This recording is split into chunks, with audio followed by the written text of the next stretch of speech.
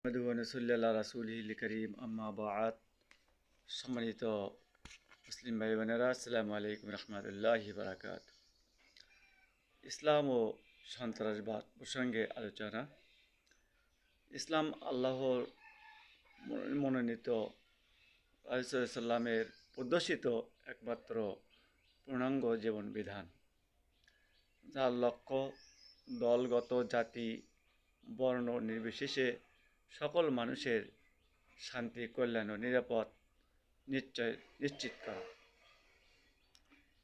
ইসলামের আদর্শ যারা গ্রহণ করে, শুধু তাদেরই নয়, যারা ইসলাম গ্রহণ করতে ব্যর্থ হয়, ব্যর্থ থাকে, ইসলাম তাদেরও মৌলিক চাহিদা ও মৌলিক অধিকার সংরক্ষণে পূর্ণ নিশ্চয়তা দেয়।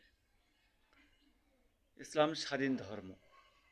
ইসলাম গ্রহণ করা না করা বিষয়টি মানুষের স্বাধীন ইচ্ছার ওপর স্বয়ং আল্লাহ পাক ছেড়ে দিয়েছেন এবং এক্ষেত্রে বল প্রয়োগ করা নিষিদ্ধ করেছেন।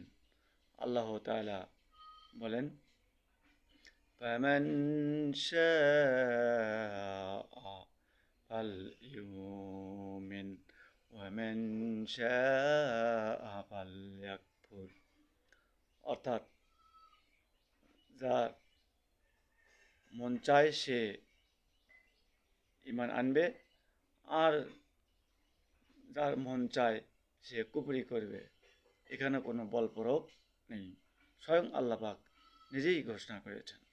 সুতরাং ইসলাম কোনো সন্ত্রাস জঙ্গি সংগঠন নয়, ইসলাম একটি আদর্শ সংগঠন।